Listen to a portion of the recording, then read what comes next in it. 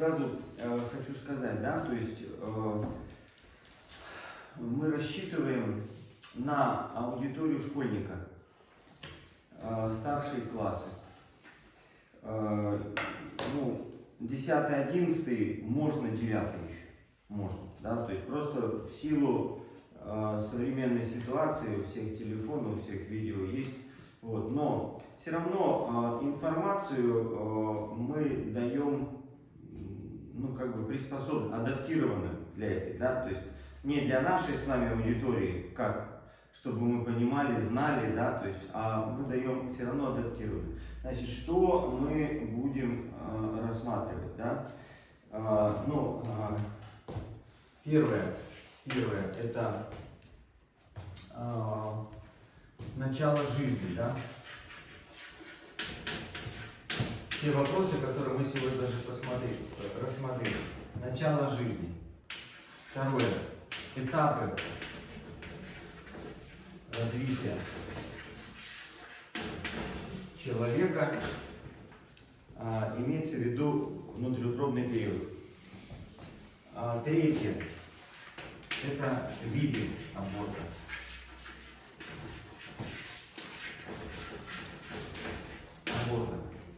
Четвертое. Это физические последствия.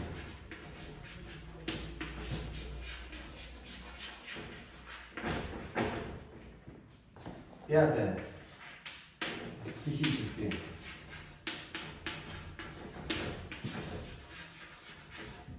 Последствия. Шестое. Духовные последствия.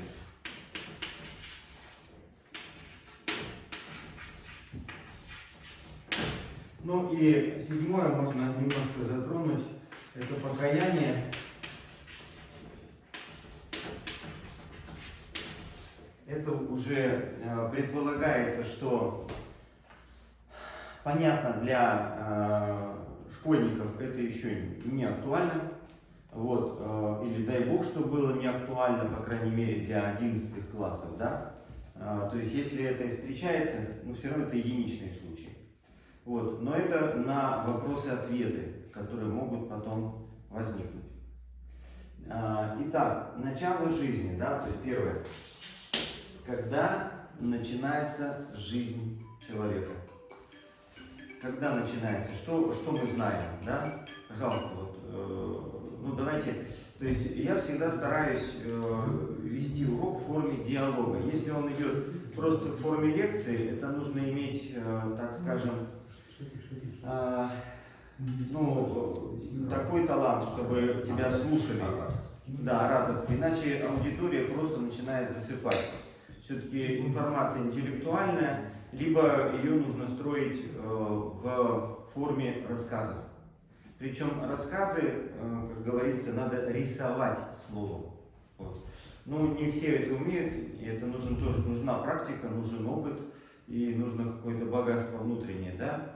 Поэтому, ну, в форме диалога, да, то есть вот я обращаюсь к аудитории, когда начинается жизнь человека. Пожалуйста, что вы знаете? Патриарх сказал, уже выступил. Замечательно. Ваше мнение, патриарх сказал, что? Он сказал, как яйцеклетка состоит, становится сделать, все, начала жить. Так, значит, с зачатия. Еще есть варианты? Медицина 2-3 недели определяет уже, что есть. Так, 2-3 недели. Так, еще.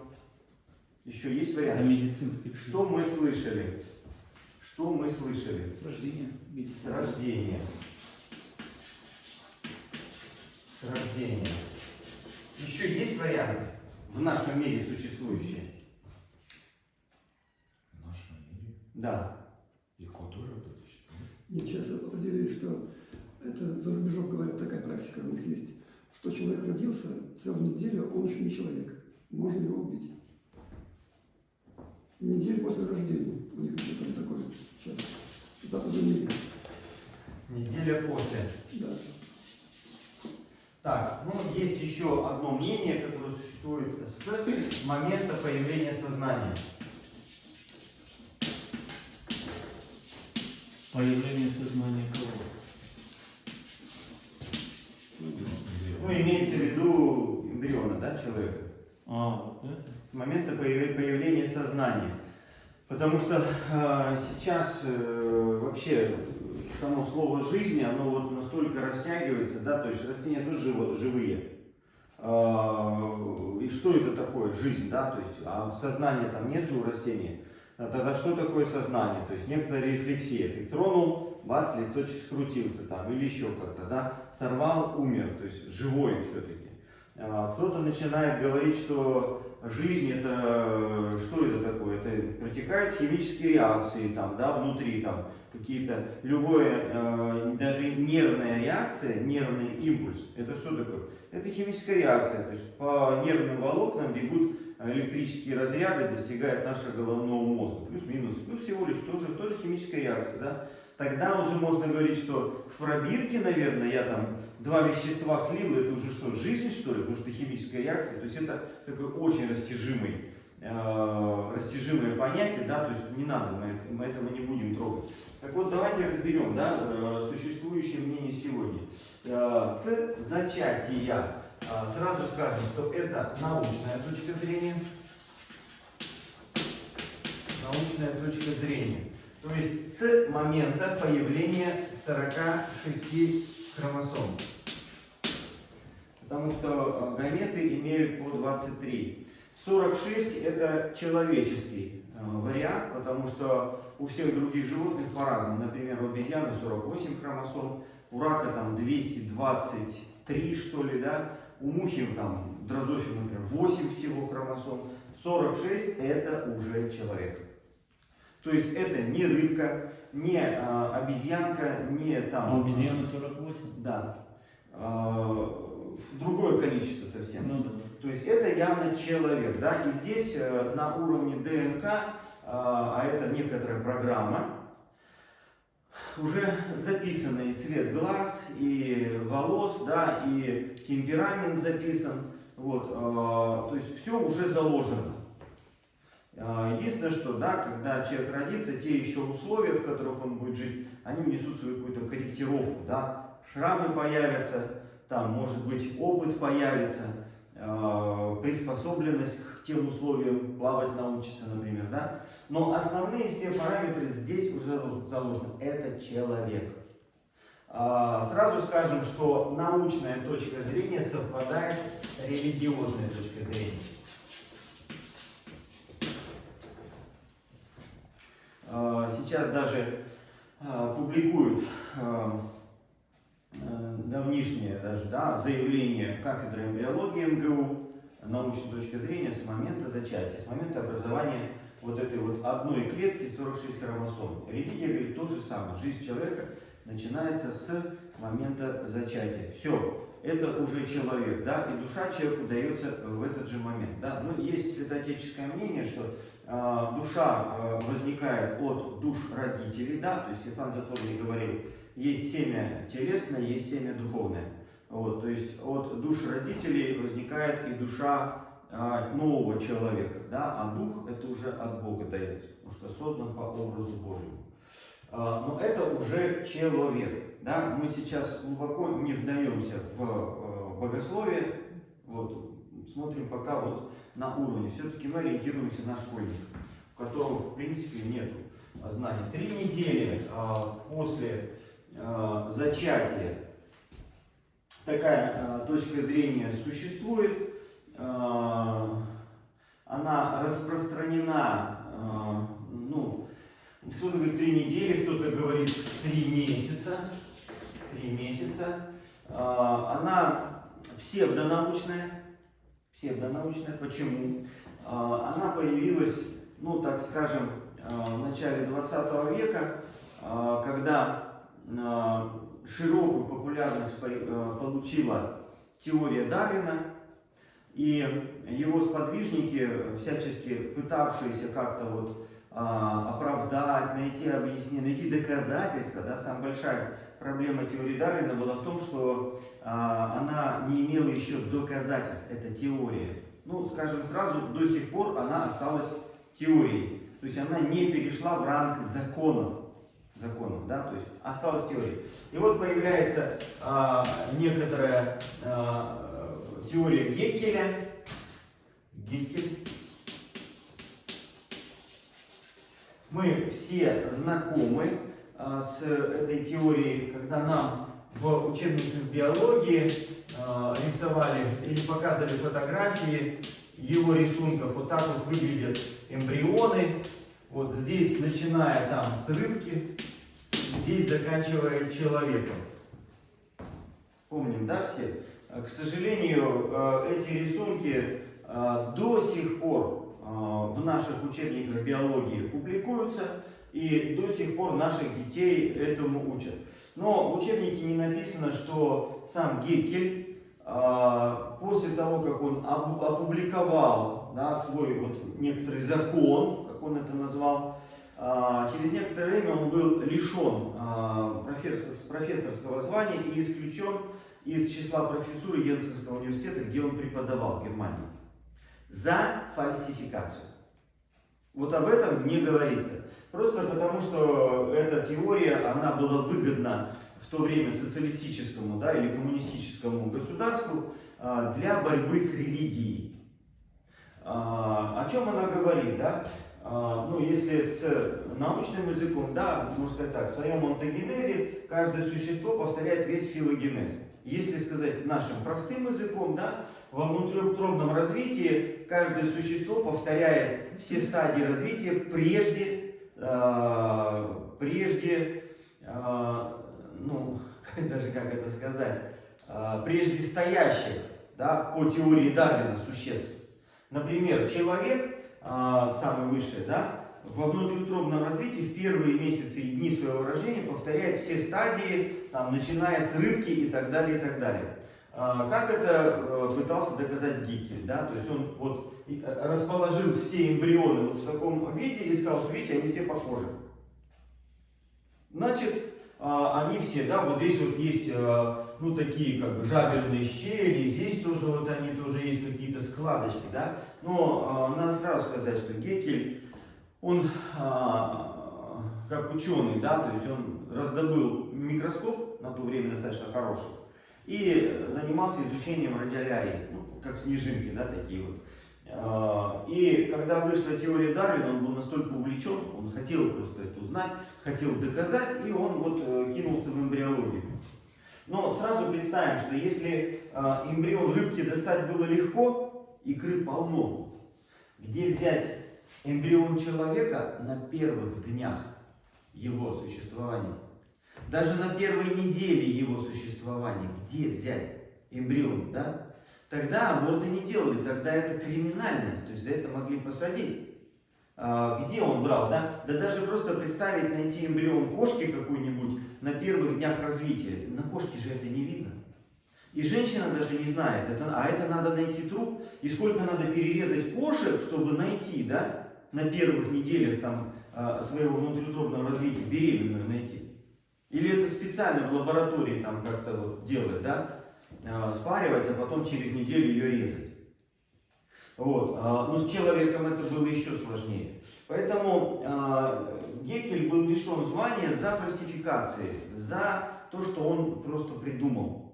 Ему казалось, что это неминуемо так и должно быть. Здесь голову побольше нарисовал, здесь хвостик подлиннее нарисовал, да, позвоночник. Ну просто позвоночник, он первый развивается. Ну, современные, то есть сейчас можно найти современные фотографии, как это выглядит сейчас, то есть когда уже на самом деле фотографируют. Да? И эмбриология говорит о том, что вот здесь, например, это, конечно, да, жаберные щели, это легочная ткань, а вот здесь вот складочки, это вообще-то будущие челюсти, это костная ткань. То есть это совсем разное. А то, что внешне это выглядит похоже, и еще представим себе, что это меньше миллиметра величиной, вот что он там сделал, да? Но тем не менее, эта теория закрепилась, и впоследствии мы говорим, что ее использовали даже фашисты, то есть в первые месяцы своего внутриутробного развития, до 3 месяцев, это вообще не человек, для того, чтобы переступить все моральные принципы, все моральные какие-то препятствия, да, и совершать. Ну и Россия первая страна в мире легализовала аборты. Да, я не помню точно, по-моему, 1920 год или вот 23 год. Да, Советский Союз тогда еще, да, не было. Вот. Но Россия первая легализовала декретом правительства легализации абортов. Все, даже в Америке этого не было. Америка, по-моему, 60 какой-то год только. А мы впереди всей планеты были. Понеслась. Вот, она до сих пор существует, эта теория. Вот, сейчас, когда приходишь к школьникам и говоришь, да, аборт это плохо, они говорят, да там же еще не человек. То есть до сих пор они... Из-за этой теории Геккеля. Из-за этой теории Геккеля, да, то есть он же еще не человек, к сожалению. С момента рождения, сразу скажем так, что это юридическая точка зрения, значит, вот это псевдо, значит, научная, религиозная, здесь псевдонаучная. Это юридическая точка зрения. Юридическая точка зрения. К сожалению, вот до сих пор в нашей стране, да, и еще в некоторых странах, ну типа Америки, жизнь человека начинается с момента даже не рождения, а регистрации в ЗАГСе, да, то есть вот сказал неделя после. Ну, в нашей стране 3 дня после, да. Хотя у нас аборты легально разрешены до 12 недель, до 3 месяцев, да, но криминальные аборты совершаются и позже, вплоть до самого последнего срока. К сожалению, да, это есть. Выписывают женщине диагноз, смотря сколько заплатят. Ну, почки там, еще угрозы жизни матери там и так далее, да, это повод к тому, чтобы сделать аборт. Чем это отличается? Вот в ЗАГСе зарегистрировали, сделали то же самое, просто убили, да, это уже преступление. А сделали неделю раньше в роддоме, ну, больничный только. Чем отличается, да? Да ничем, просто вот возрастом. Какой-то там месяц разницы и все. Вот. Но эта точка зрения существует в нашей, и вот еще мы говорим, да, в некоторых странах. Слава богу, не везде. Например, Франция с 10 недель беременности, это уже человек, он уже охраняется законом, это уже наследник. Он уже имеет права, да, то есть и на медицину, и на юридическое наследование и так далее, да, то есть это уже все, он уже человек. А у нас до скольки недель разрешается аборт? До 12. Легально до 12, да. Значит, Франция 10 недель, Дания 12 недель, Швеция 20 недель. Вот, то есть вот мы сейчас идем к тому, чтобы в нашей стране тоже понизить и вот этот срок легализации абортов, да, легального аборта, и в том числе дать юридическую силу. Извините, он уже живой. Он уже живой, да, то есть причем он живой настолько, что весь организм матери под себя подстраивает, да, вот как дети там сейчас смотрят мультики там про робота, Валик там, робот искала жизнь на земле там, и вот она нашла одно растение, раз, и она тут же превратилась в капсулу. Все, да, там, и этот робот Валли, он там уже ручку там от нее пытается отодрать, там, все, она уже просто превратилась в капсулу. Вот организм женщины, он тоже превращается вот в эту некоторую капсулу. Он весь настраивается на сохранение, на ведение беременности, на рождение ребенка, да, то есть вот он весь к этому. А ребенок посылает мощный гормональный импульс на перестройку всего этого организма. Да. Удивительные вещи. По-моему, где-то, да, действительно до 10 недель я видел какие-то кадры, где-то в каком-то, или документальный какой-то был фильм, или что-то. Показывали, снимали, значит, живот мамы и смотрели на эмбриона этого маленького уже человечка, у него сердце билось. Сейчас фактически... Еще даже не до 12, и у нас до 12 недель уже у него сердце, да, даже есть. Да, Ванечка, сейчас, значит, стараются делать так, да, что на первых УЗИ женщине уже показать. То То есть Да, при помощи техники УЗИ, да, то есть показывают Но на почему мониторе. законы все, дают. если по телевизору показывают для всех, все об этом знают, и закон все равно решает. Есть определенная заинтересованность. Да. Есть определенная заинтересованность. Причем это бизнес. То есть есть компании, которые производят препараты для аборта. Это крупные фармкомпании, это сумасшедший бизнес. Есть те, кто производит аборты, это тоже бизнес. И плюс есть еще фетальные материалы, то есть материалы, которые используются, то есть абортивный материал, да, который используется для производства косметики, препаратов, очень дорогостоящие, да, называется human hair, сделано из человеческого биоматериала. Но не секрет, некоторые прививки тоже делаются из тканей абортированных детей, человеческих, да, например, та же Pfizer против ковида или против краснухи, то, что нам лупят в роддомах детям. И как нам говорят, ну это же из фетальных, это же из мертвых тканей. Нет. Есть видео, где те же самые ученые говорят о том, что мертвые ткани здесь не идут, здесь нужны живые ткани. То есть сразу Живая почечная ткань, человеческая, где ее взять, да? То есть, ее надо взять из живого эмбриона, вырезать. Из живого еще. Ну, это сделали один раз в каком-то году. Один раз это тогда сделали, но на той же прививке написано там название 298. Извините, это 298 проба. 298 проба сделана. Потом получили эту ткань, на ней произвели вакцину. Она существует 1, 2, 3, может быть, года. Дальше она умирает, надо следующую получать. А когда это вот в таких масштабах, что надо миллиардные дозы делать, да, это целая индустрия. Вот.